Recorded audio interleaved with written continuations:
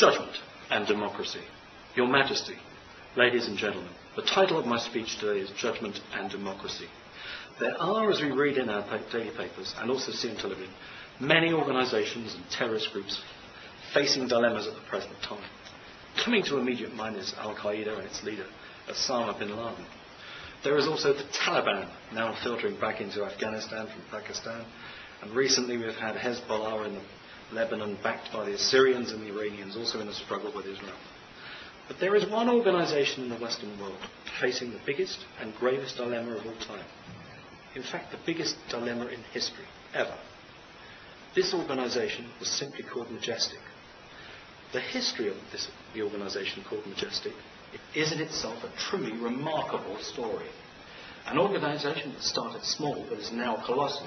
Its dilemma is when to formally announce that extraterrestrial contact has been established. This to a fledgling and a squabbling world, but also a world that has to grow up quickly in the not too distant future. For once it has been formally stated, we will, whether we like it or not, have moved into a completely new era.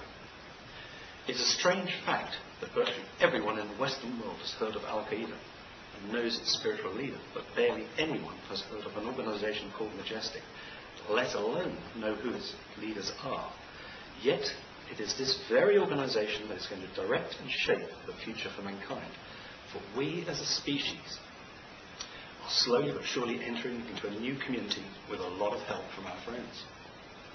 But it is this organisation's timetable and the manner in which it does so, also the implications to our peoples of just how Majestic does formally announce that extraterrestrial contact has been established, that concerns me.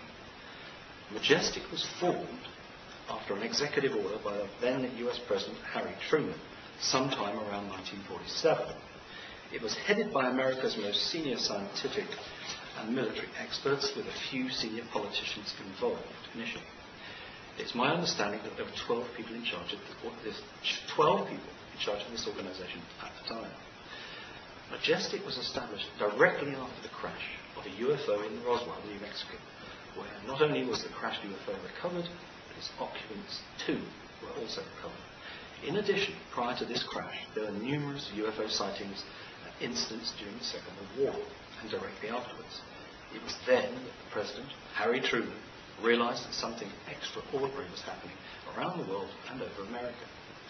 It was not long before it was established that UFOs were real and not an illusion. That they were extraterrestrial in origin. Finally, that they were not pilotless objects but had occupants flying them. Majestic was then given a mandate to try and establish contact with the extraterrestrials visiting Earth. This, I believe, was achieved around the early 1950s.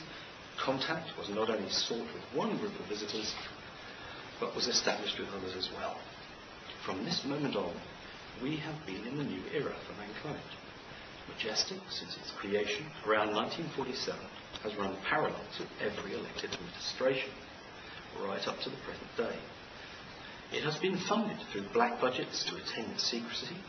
As an organisation that started small, it is now colossal.